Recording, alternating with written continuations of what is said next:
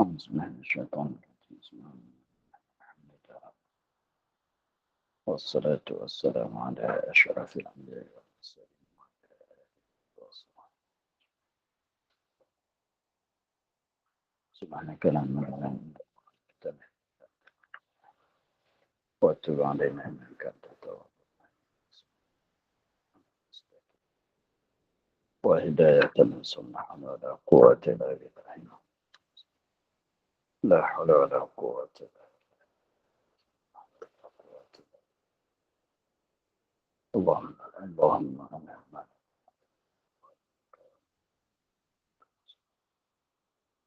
ونعم الملائكة المقربين وافتح لنا رحمتك وعلينا نصرك يا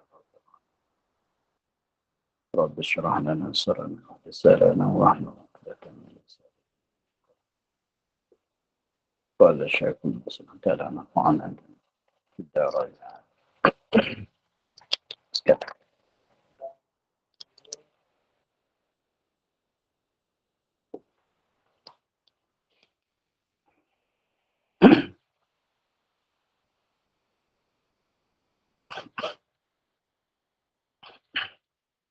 Dan adalah ia setengah daripada perkara yang ditentukan.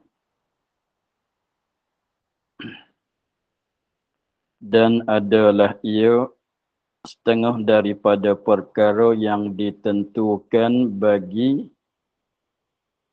umat. Nak kitab tu nak tambah. Setengah daripada perkara yang ditentukan bagi umat. Bagi umat Nabi kita.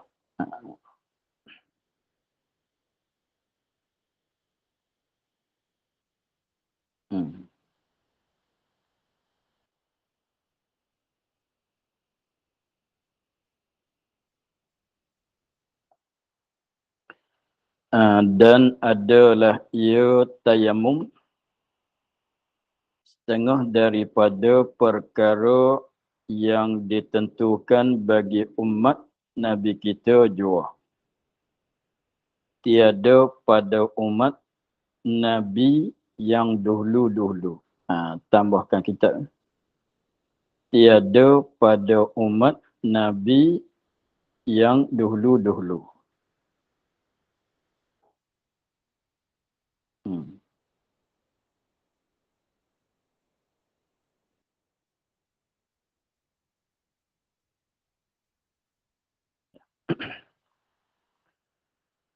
Dan setengah dari dan adalah ia tayamum setengah daripada perkara yang ditentukan bagi umat Nabi kita juga. Dengan maknanya tidak ada tayamum dalam syariat Nabi yang sebelum pada Nabi Muhammad sallallahu alaihi wasallam. Hanya tayamum ini ketentuan bagi umat Nabi Muhammad sallallahu alaihi wasallam. Maknanya tiada pada umat Nabi yang dulu. Tiada tayamum pada umat Nabi yang dulu-dulu. Jadi syariat Nabi yang dulu-dulu tidak ada tayamum. Maka adalah umat yang dulu-dulu tiada harus sembahyang. Mereka itu malaikat pada kanisahnya atau biaknya.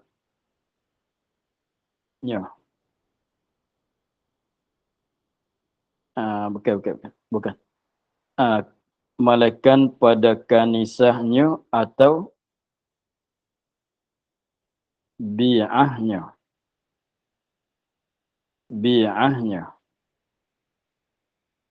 Jika ada mereka itu hadir di dalam negeri.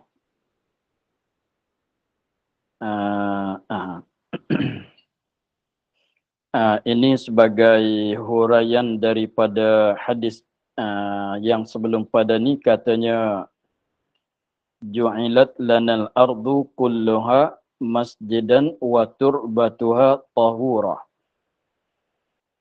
Kita ulang sikit pada hadis itu. Ju'ilat lanal ardu kulluha masjidan wa turbatuha tahura. Dijadikan bagi kami umat Nabi Muhammad, bumi sekalian bumi masjid, ini tempat solat, dan tanah bumi suci.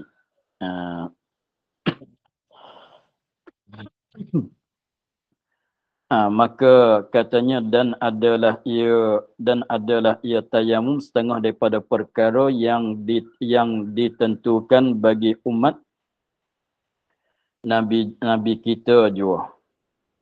Dan tiada pada umat Nabi yang dulu-dulu. Maknanya maka adalah umat Nabi yang dulu-dulu tiada harus sembahyang mereka itu umat Nabi dulu, melainkan pada kanisahnya. Tak boleh nak salat beribadat mereka melainkan pada kanisah.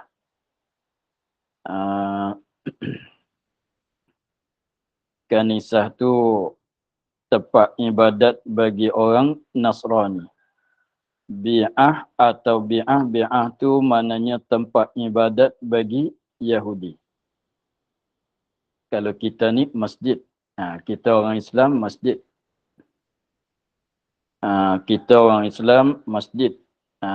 Orang Yahudi kanisah gereja. Orang Yahudi panggil bi'ah. Jika ada mereka itu hadir di dalam negeri, maknanya tiada musafir. Jika ada mereka itu hadir di dalam negeri, maknanya tiada musafir. Jadi maknanya umat Nabi kita Muhammad sallallahu alaihi wasallam mengikut hadis tadi katanya ju'ilat lanal ardu kulluha masjidan. Mana dijadikan bumi kesemuanya tempat sembahyang. Tak sama dengan umat Nabi dulu. Jadi umat Nabi dulu tiada harus mereka tu sembahyang beribadat melainkan pada kanisah atau kalau orang Nasrani atau bi'ah tempat ibadat bagi orang Yahudi. Jika ada mereka itu hadir di dalam negeri yang tidak musafir. Dengan maknanya umat Nabi dulu sekiranya kalau mereka tidak musafir, ada kat rumah, ada kat kampung, ada kat negeri tidak musafir, maka tidak boleh mereka sembahyang, tidak sah mereka sembahyang di rumah atau di mana tempat yang lain daripada kanisah, gereja atau bi'ah dia.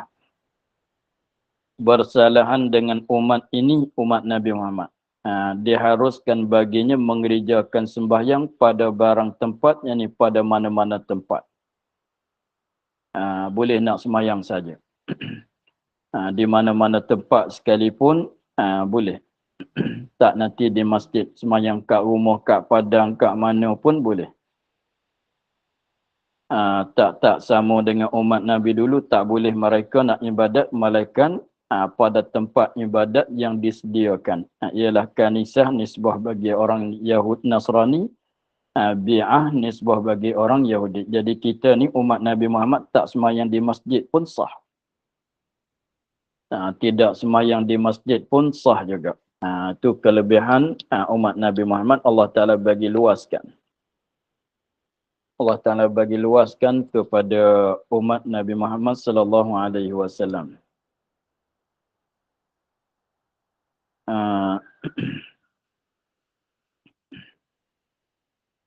Malaikat, jadi kita umat Nabi Muhammad tu harus di mana-mana saja untuk nak mengerjakan sembahyang. Malaikat umpama perkuburan itu makruh. Dan hammam dan tempat najis maka iaitu makruh. Malaikat nisbah bagi kitanya, kita umat Nabi Muhammad sembahyang pada perkuburan, haram, sembahyang di perkuburan, maka itu adalah makruh. Sembahyang di dalam kawasan perkuburan tu adalah hukumnya makruh.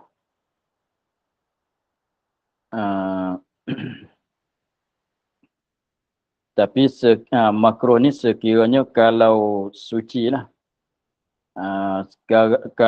Tetapi kalau perkuburan itu sudah digali, sudah dibongkar, maka tanah kubur tu mutanajis, maka tak dapat tidak untuk nak sah salat tu mesti kena ada hamparan tikai ke masalah, sejadah ke masalah, bolehlah.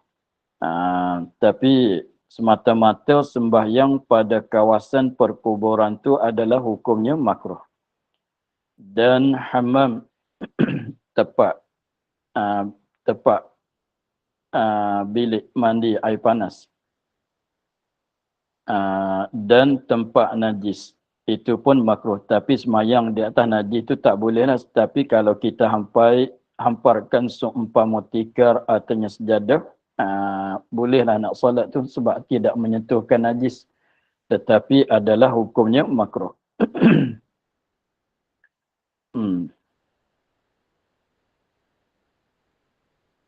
Dan bersalah-salahan ulama,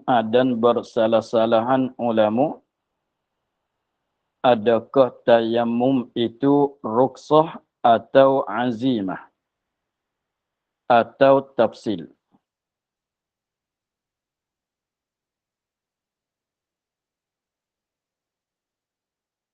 Yang sahihnya rukhsah.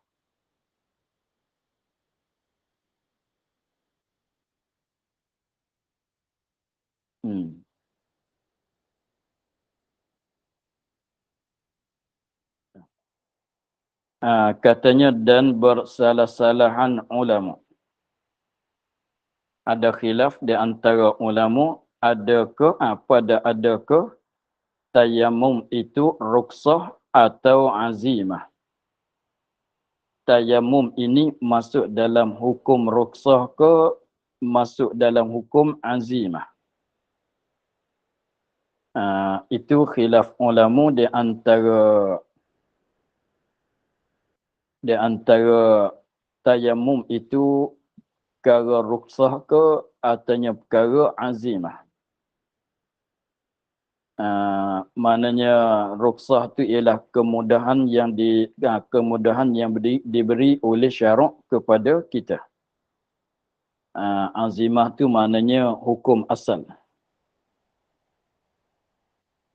Bukan dia rukhsah. Kita nak nampaknya kalau kita dalam perjalanan, dalam musafir, maka sembahyang jamu' dan qasar itu dikatakan rukhsah. Jamu' dan qasar itu dikatakan rukhsah. Maka sembahyang zuhur masalan. Sembahyang zuhur masalan, kalau kita sembahyang zuhur di dalam waktu zuhur, maknanya tidak jamak takhir. Kita sembahyang zuhur dalam waktu zuhur, sembahyang asar di dalam waktu asar. Pada masa kita dalam musafir. Maka itu kita ambil azimah. Kita ambilkan azimah. Dengan maknanya ambil hukum yang asal, zuhur dalam zuhur lah. Asar di dalam waktu asar lah kita buatkan. Itu kita ambil azimah. Tapi kalau ambil rukhsahnya, ialah asar kita sembahyang dalam waktu zuhur, jamak takdim. Atau zuhur kita sembahyang di dalam waktu asar. Kalau jamak takhir. Itu dikatakan rukhsah. Sama juga zuhur dengan asar tu kita sembahyang 4 rakaat. kita sembahyang 4 rakaat. Maka sembahyang zuhur dan asar dalam masa musafir itu 4 rakaat. Maka itu adalah azimah sebab hukum asal. Tapi kalau kita sembahyang zuhur 2 rakaat, kita sembahyang asar 2 rakaat, isya 2 rakaat, itu maknanya kita ambil hukum rukhsah. Jadi kemudahan yang dibagi oleh syarak kepada kita untuk nak jadi ringankan pada ibadat kita, pada perkara yang wajib.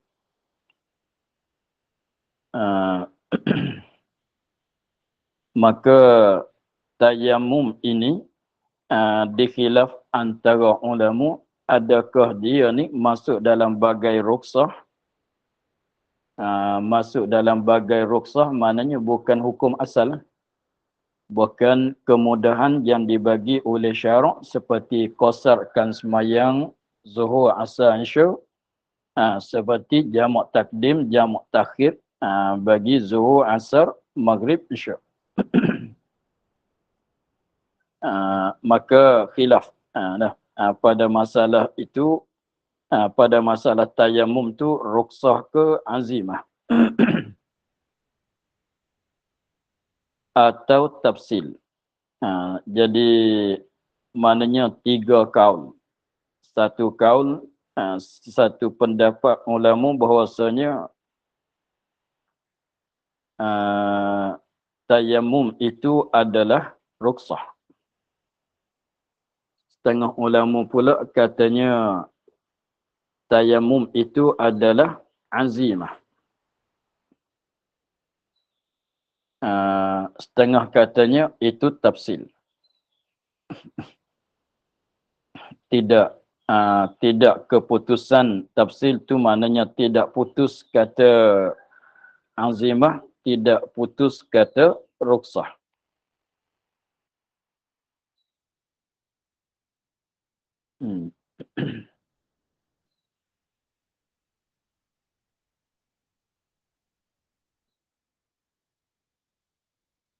Tafsil tu maknanya jikalau kita tayamum kerana keluputan air, maka adalah azimah. Kita jaga sikit. Atau pada kata atau tafsil. Tafsil tu maknanya jika tayamum kerana keluputan air, kerana ketiadaan air. Tidak ada air nak ambil wuduk, tidak ada air nak mandi, maka kita tayamum. Maka tayamum itu adalah azimah. Jadi tayamum kerana keluputan air, maka adalah azimah.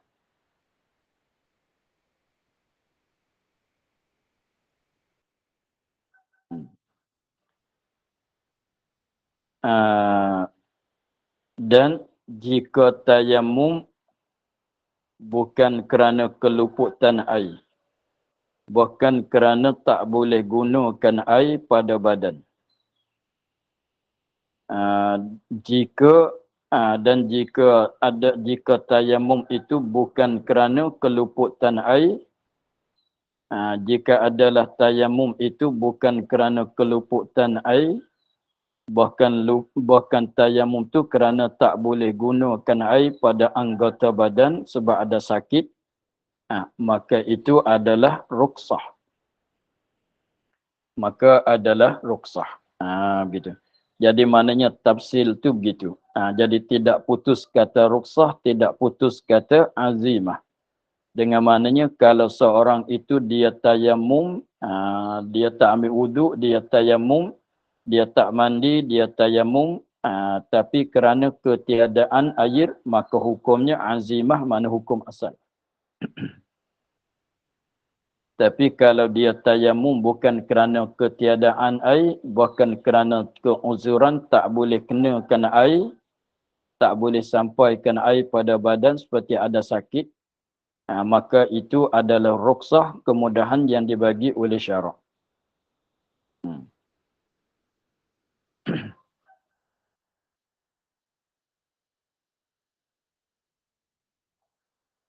Kemudian apa berbeza dengan antara azimah dengan rukhsah?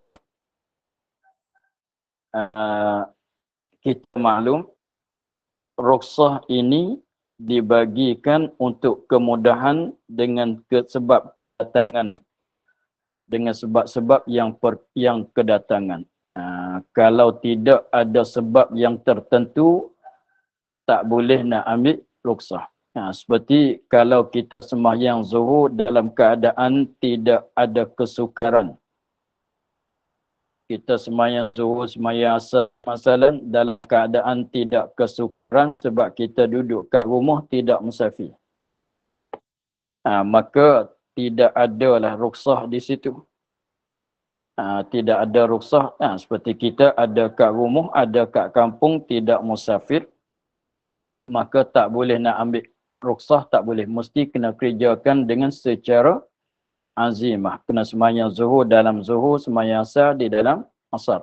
Zuhur itu 4, asar itu 4. Tetapi bila nak ada rukhsah, seperti kita musafir dengan sebab kepenatan kesusahan musafir, dimudahkan untuk meringankan bilangan rakaat dan menghimpunkan zuhur dan asar di dalam suatu waktu. Dalam satu waktu.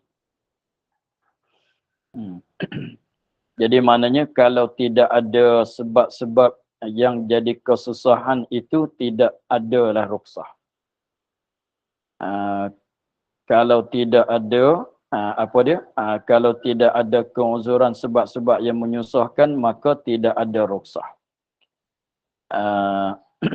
Itulah berbeza di antara rukhsah dengan azimah. Maka masalah tayamum ini khilaf. Setengah kaum katanya rukhsah semata, setengah kaum katanya azimah semata, setengah kaum katanya itu tafsil, tengok keadaan. Setengah tayamum tu rukhsah, setengah tayamum tu azimah. Kalau tayamum dengan sebab ketiadaan air, maka adalah azimah. Hukum asal. Itu tafsir. Kalau tayamum sebab tak boleh guna air, air itu ada tapi tak boleh guna dengan sebab ada sukar, ada sakit, maka adalah rukhsah. Itu mengikut kaum yang mengatakan tafsir. Kemudian katanya yang sahihnya ni dan kaul yang sahihnya. Dan sahihnya ini dan kaul yang sahihnya daripada 3 kaul sani. Jadi 3 kaul sani setengah katanya rukhsah semata. Yang keduanya azimah, yang ketiganya tafsir. Itu 3 kaul. Maka kaul yang sahihnya ialah rukhsah. Dan sahihnya rukhsah. Maknanya mengikut kaul yang sahih, tayamum tu adalah rukhsah. Tayamum tu adalah rukhsah. Yani rukhsah. Tayamum adalah rukhsah. Itu kaul yang sahih. Dan yang sahih, mana kaul yang sahihnya daripada 3 kaul tu rukhsah ini, tayamum ini adalah rukhsah. Walaupun kita tayamum dengan sebab ketiadaan air ke, artinya kita tayamum dengan sebab tak boleh sampaikan air pada anggota badan sekalipun. Kita jaga sikit. Yang sahihnya rukhsah ini sama ada tayamum kerana keluputan air atau tayamum kerana tak boleh sampaikan air pada anggota. Jadi tayamum tu adalah rukhsah semata-mata. Maknanya sama ada kita tu tayamum dengan sebab ketiadaan air, artinya kita tayamum dengan sebab tak boleh sampaikan air pada badan pada badan sekalipun. Jadi macam mana pun sebut kata tayamum tu ialah rukhsah, bukan dia azimah. Itu mengikut kaul sahih.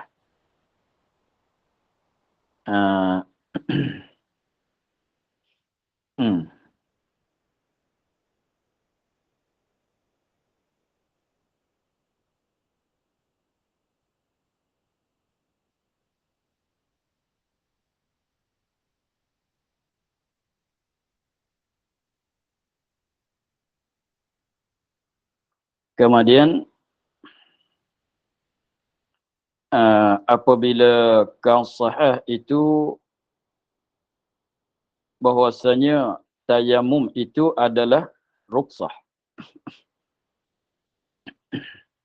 maka ada suatu kaedah kaedah fiqh tentang rukhsah. Ada suatu kaedah yang mesti kita patut tahu bahwasanya ada suatu kaedah yang diguna di dalam bab rukhsahnya.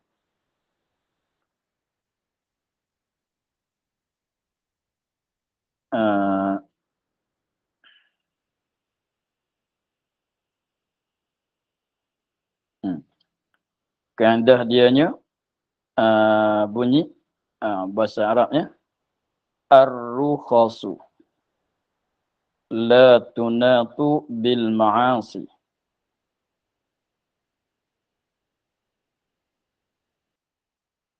Ar-rukhasu alif lam ra kha sad.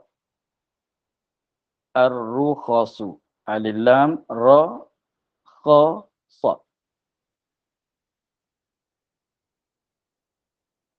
Ar-rukhasu alif lam ra kha sad. La lam alif. La lam alif. La habis itu tunatu ta nun alif ta.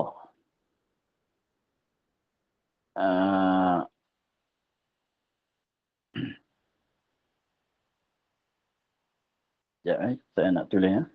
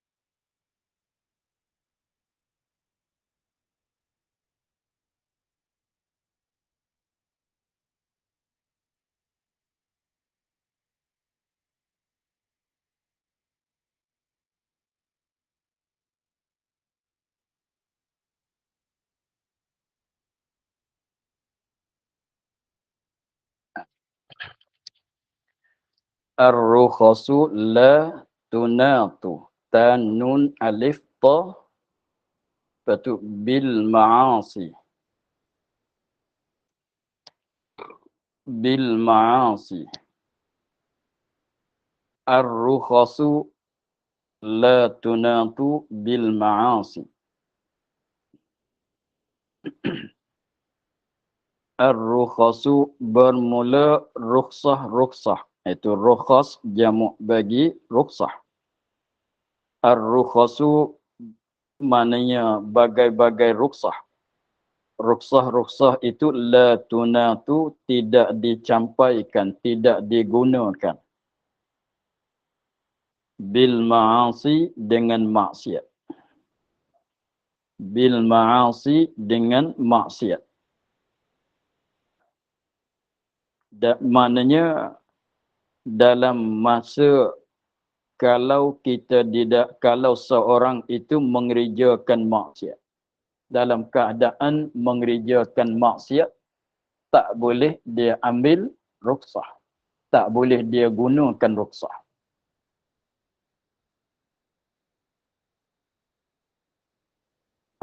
Dalam keadaan dia buat maksiat, tak boleh dia ambil rukhsah. Misalnya, kita nak bagi faham kaedah ni sikit.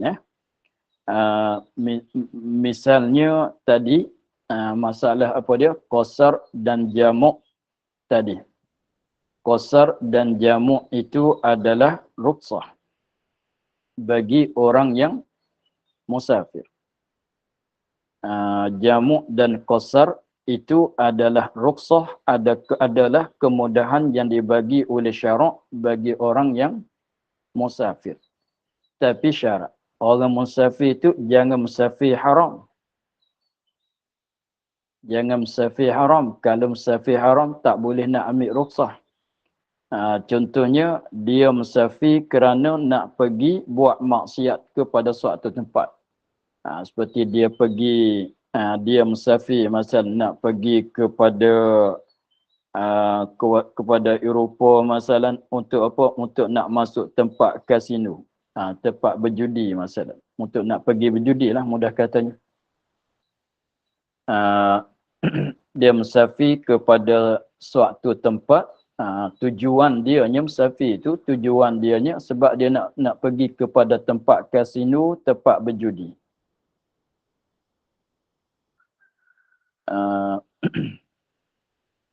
Maka musafir dia tu adalah musafir yang maksiat, musafir yang haram.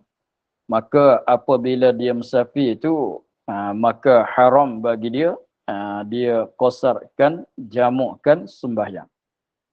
Sebab rukhsah ini tidak diberi guna, tidak diboleh ambil guna melainkan dalam keadaan halal.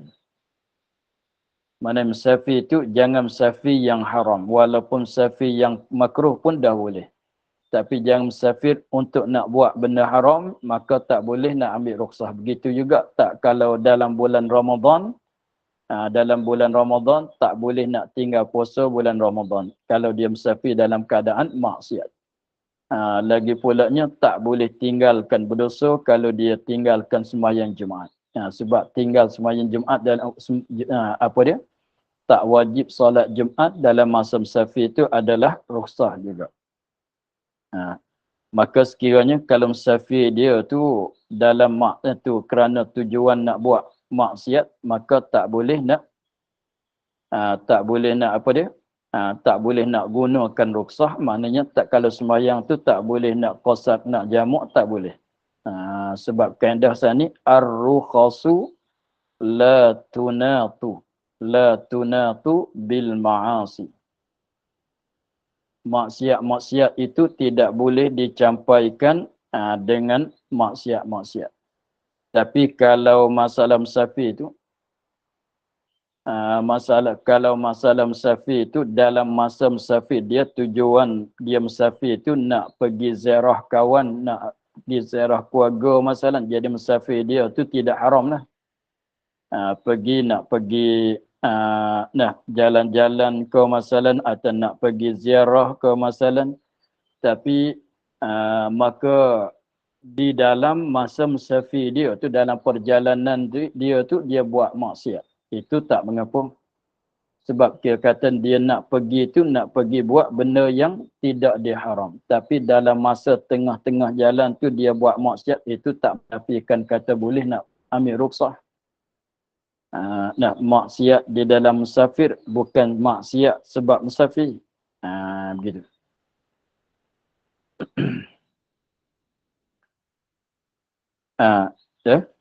Jadi itu apabila kembali kepada masalah kita dalam kitabnya, jadi kaul sahih bahwasanya tayamum adalah rukhsah. Tayamum adalah rukhsah, dan kaedahnya ar-rukhasu la tunatu bil ma'asi. Rukhsah itu tidak boleh dicampaikan, tak boleh digunakan rukhsah itu dengan maksiat. Nak guna rukhsah untuk buat maksiat tak boleh. Mudah katanya begitu, nak guna rukhsah untuk buat maksiat tak boleh. Maka dengan sebab kaedah itu katanya rukhsah tidak diboleh guna untuk buat maksiat, maka ada suatu masalahnya disahkan tayamum. Dalam keadaan tayamum itu adalah rukhsah. Dan rukhsah itu tidak boleh digunakan rukhsah pada jalan maksiat. Maka dia katanya dan kerana tu tak nak naknya dan disahkan tayamum. Kerana tu tak nak yang naknya dan disahkan tayamum.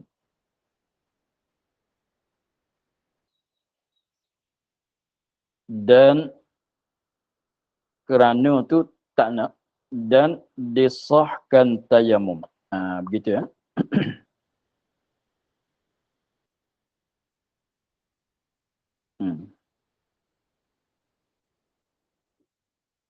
Dan disahkan tayamum dan disahkan tayamum dengan tanah yang dirampas.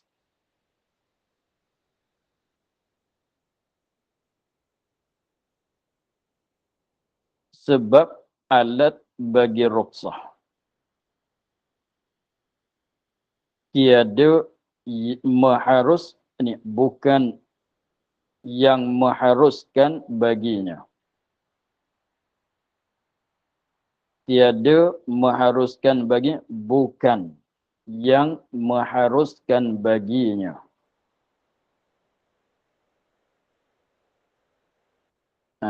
Sekali lagi, dan tiada mengharuskan baginya, ni bukanlah rukhsah itu mengharuskan baginya. Bukanlah rukhsah itu mengharuskan baginya bagi tayamum dengan tanah yang dirampas. Baginya bagi tayamum dengan tanah yang dirampas.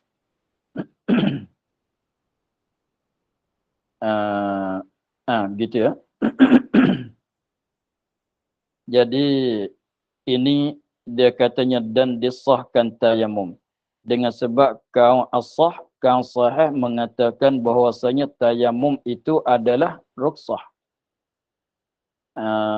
Tayamum adalah rukhsah. Maka kaedah fiqhnya, kaedah kitanya, ar-rukhasu la tunatu bil ma'asi. Rukhsah itu maknanya setengah daripada rukhsah itu ialah tayamum. Tayamum tak boleh digunakan dengan maksiat-maksiat. Tetapi kenapa ulama menghukumkan sah tayamum dengan tanah yang dirampas? Maknanya tayamum dengan tanah yang dirampas tu mana dia tayamum dengan tanah orang lain. Bukan milik dia. Dia tayamum dengan tanah yang dimiliki oleh orang lain tetapi dia tidak minta di orang lain. Tidak minta di tuan dia. Kalau minta tu tanah orang lain pun boleh. Saya nak minta tanah sikit nak buat tayamum. Orang tu bagi, maka tak apalah. Tapi kalau tanah yang dimiliki oleh orang lain, maka dia gunakan tayamum, gunakan tanah itu untuk buat tayamum, maka tayamum itu haram serta sah. Dia gunakan, dia tayamum dengan tanah orang lain dengan tidak ada halat, dengan tidak minta izin di tuan tanah itu, maka tayamum itu sah tetapi haram. Maka di sini kenapa dihukum kata sah? Padahal tadi katanya rukhsah tak boleh digunakan pada maksiat. Padahalnya rukhsah itu tidak boleh gunakan, tidak digunakan rukhsah dengan maksiat. Maka di sini dia jawab katanya disahkan tayamum dengan tanah yang dirampas sebab adalah sebab alat bagi rukhsah, sebab tanah yang dirampas itu alat bagi rukhsah. Ini sebab alat ini, sebab tanah itu adalah alat bagi rukhsah. Sebab alat bagi rukhsah ni, sebab adalah tanah itu alat bagi rukhsah. Apa rukhsah di sini? Ialah tayamum. Macam kita ambil wuduk dengan air yang seperti seorang ambil wuduk dengan air yang curi. Air yang dirapas.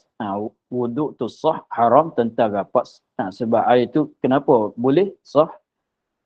Wuduk dengan air orang lain, air yang dicuri, air yang dirapas, kena sah. Sebab air tu alat bagi wuduk. Tak ada air, tak boleh ambil wuduk. Begitu. Haram tu tentang dia rapas, dia curi. Nah, tiada mengharuskan ini, bukan rukhsah itu mengharuskan tayamum dengan tanah yang dirapas, bukan maksudnya begitu. Begitulah. Jadi kalau kita nak bandingnya masalah tadi. Orang musafir, tujuan dia musafir itu bukan tujuan yang haram. Seorang itu dia musafir, tapi bukan kerana nak musafir buat benda haram, tidaklah. Dia musafir kepada suatu negeri untuk nak menziarahkan keluarga dia ke masalah. Artinya untuk nak jalan-jalan kepada suatu, atau nak pergi buat amal ibadat seperti nak pergi umrah haji masalah. Maka sekiranya musafir dia tu tujuan bukan nak buat maksiat, maka boleh nak ambil rukhsah. Tapi dalam keadaan dia musafir itu, kalau dia bukakan aurat dalam masa dia musafir, dalam masa dia musafir itu, musafir nak pergi ke Mekah untuk nak buat haji, nak buat umrah, itu adalah wajib. Atau pergi nak menziarahkan keluarga, nak silaturahim, atau pergi nak jalan-jalan, tak pernah berjalan, tak pernah sampai kepada suatu negeri, kita pun nak pergi kenal, itu adalah harus. Maka di dalam masa musafir dia tu, dia tak tutup aurat. Dia tak tutup aurat. Kalau orang lelaki pakai seluar pendek, tidak menutupkan lutut kat luar. Kalau orang perempuan tak pakai tudung. Tapi tujuan musafir nak pergi ziarah waris, ziarah keluarga. Tapi dalam masa musafir dia tu, dia ada buat maksiat. Tengah musafir tu dia mengupak ke orang ke masalah, dia buka aurat ke masalah, dia tengok kepada benda yang dia haram tengok. Maka adakah boleh dia nak ambil rukhsah? Boleh. Nak qasar, nak jamak boleh. Sebab apa? Sebab yang kata berdosa, yang katanya rukhsah tak boleh digunakan dengan maksiat, maknanya musafir dia bukan maksiat. Mana tujuan dia nak pergi itu bukan salah, bukan dia haram. Nak pergi buat haji, apa salahnya? Nak pergi ziarah keluarga, apa salahnya? Maka tilik kepada tujuan dia ialah tidak ada maksiat. Tetapi dalam masa musafir itu dia ada buat maksiat, itu tak terganggu, tak mengapa. Begitu. Maka dengan sebabnya tujuan dia musafir adalah tidak haram. Maka boleh nak ambil rukhsah, sebab kita katanya jamak qasar ni sebab musafir. Musafir tu jangan haram. Begitu. Musafir tu jangan haram. Adapun dalam masa musafir tak sangkut dengan dia buat maksiat ke tak buat maksiat, itu tak sangkut, sebab musafir itu haram ke tidak. Dia panggil haram dengan sebab musafir, atau lain haram dengan sebab musafir. Mana musafir, kalau musafir nak pergi berjudi, atau haram dengan sebab musafir. Itulah tak boleh ambil rukhsah. Tetapi kalau berdosa dalam masa musafir, tapi musafir, tujuan musafir dia halal, tapi dalam masa musafir itu dia buat maksiat, itu panggil berdosa dalam musafir. Bukan berdosa dengan sebab musafir. Dosa di dalam musafir. Itu tak mengapa kalau nak ambil rukhsah, nak qasar, nak jamak. Maka sama juga di sini masalah dia tayamum dengan tak kira tayamum dengan sebab keluputan air ke, artinya tayamum dengan sebab sakit. Dengan sebab sakit tak boleh kena air kat badan ke, sama. Sekiranya kalau dia tayamum tu, tanah yang dia guna untuk tayamum tu tanah orang lain dengan tidak minta izin, maka haram tentang gunakan tanah orang pada tayamum. Haram di situ. Bukan katanya bukan katanya ruksah tayamum ada ruksah, bukan ruksah untuk nak menghalalkan guna tanah orang dengan minta izin, dengan tak minta izin, bukan maksudnya begitu. Tapi tayamum dengan tanah yang dirapas seperti wuduk dengan air yang dirapas, sah ke tidak? Jawabnya sah lah. Tapi wuduk ni azimah. Wuduk azimah bukan ruksah. Mandi adalah azimah. Ia ukur asal. Sebab wuduk ni bukan dengan secara ganti kan. Wuduk ni azimah. Wuduk tak apalah dia sebab azimah. Tak masuk dalam kaedah kata ruksah. Ar-rukhasu la tunatu bil ma'asi. Tapi tayamum sebab kausah kata tayamum adalah ruksah. Macam mana sah tayamum dengan digunakan tanah yang dirapas? Maka jawab katanya sebab boleh sah tayamum dengan tanah yang dirapas padahal tayamum tu adalah ruksah. Sebabnya tayamum, tanah tu alat bagi tayamum. Halal ke haram ke tak kira lah. Jangan tanah tu najis sah. Bukan arti katanya sah tu, bukan arti katanya tayamum ruksah menghalalkan guna tanah orang untuk tayamum dengan tidak minta izin daripada tuan dia. Bukannya begitu. Itulah. Jadi itulah dia setiap-tiap perkara tu, setiap-tiap hukum yang kita buat sekarang ya, maka dia tak lepas daripada ada kalanya ruksah, ada kalanya azimah. Tapi yang banyaknya kita azimah lah. Datang bulan Ramadan, kita puasa. Kita puasa, maka puasa tu apa dia? Azimah. Dalam masa kita musafir, dalam bulan Ramadan, kita puasa, maknanya kita ambil hukum azimah. Dalam masa musafir, tak penat pun musafir, kita puasa, tidak buka puasa. Padahal nak buka puasa boleh tak? Boleh. Harus. Tapi kita tak buka puasa, kita terus juga puasa dalam masa musafir. Maka kita ambil hukum azimah. Maka begitu juga dalam masa musafir. Kalau kita semayang zuhur asar tu tak jamak, tidak qasar, mana boleh ke tidak? Boleh lah. Dalam mazhab Syafi'i itu boleh. Dalam mazhab Syafi'i boleh, tapi setengah mazhab Hanafi itu dia katanya wajib kena jamak. Ada setengah mazhab. Tapi dalam mazhab Syafi'i itu maknanya kalau kita nak ambil hukum azimah boleh ke tidak walau kita dalam musafir, tak nak qasar, tak nak jamak, boleh. Boleh. Tapi kalau kita semayang qasar, semayang jamak, maka kita ambil ruksah. Maka ini satu perkara nak pesannya, apabila kita nak qasar, kita nak jamak dan lain-lain lagi daripada bagai-bagai rosak, mesti ingat dalam hati katanya, ini nak kita buat, kita qasar sembahyang, kita jamak sembahyang, ingatlah hati kata sebab boleh. Nak qasar, boleh nak jamak. Sebab ingat kata nak ambil rukhsah yang dibagi oleh syarak kepada orang musafir. Kita nak qasar, kita nak qasarkan semayang, kita nak jamakkan semayang, ingat katanya kita nak ambil kemudahan yang dibagi oleh syarak kepada kita orang musafir. Kena ingatnya begitu. Kena telitas dah hati. Jangan apabila takutnya begini. Takutnya begini, kalau begitu tidak sah. Kalau begini macam mana? Dia apabila dia musafir, dia qasarkan sembahyang, dia jamakkan sembahyang, dia ingat katanya qasar sembahyang zuhur 2 rakaat itu ialah hukum asal.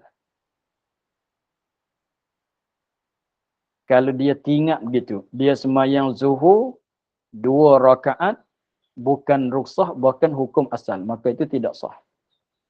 Sebab apa mana nak sah zuhur 2 rakaat kan? Zuhur 2 rakaat tu rukhsah ada lah. Kalau zuhur 2 rakaat tidak rukhsah tak boleh.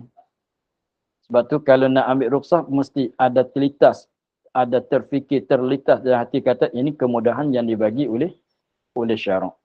Kalau betul-betul nak qasar, nak jamak, tidak ingat katanya boleh nak qasar, boleh nak jamak, boleh nak empat, boleh nak, tak tahu kata dua ni yang diberi mudah oleh syarak, itu jagalah sikit.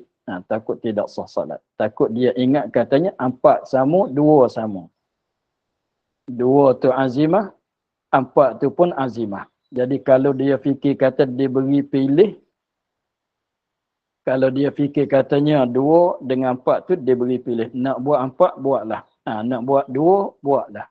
Sama dua itu. Dengan mana semua tu azimah kedua. Maka tidak sah. Mesti kena ingat katanya kalau nak qasad ingat kata ini kemudahan yang dibagi oleh syarak. Jadi maknanya kalau orang tak tahu tu takutnya nak jadi begitulah. Ingat katanya sama di antara empat dengan dua. Dia tak sama. Zuhur tu mesti empat. Dibolehkan dua sebab rukhsah. Sembahyang zuhur 2 rakaat tu sebab rukhsah. Kalau tak sebab rukhsah, tak boleh zuhur 2 rakaat. Begitu. Itulah masalahnya. Maka masalah khilaf tu belum selesai lagi. Maka nyata faedah khilaf itu kita tengok. Kita akhir di situ. Masalah khilaf, masalah tayamum tu rukhsah atau azimah tu belum selesai lagi. Belum habis cerita dia lagi. Kita akhir pada kata maka nyata faedah khilaf itu orang yang mengata rukhsah wajib qada. Wallahu a'lam. Alhamdulillah.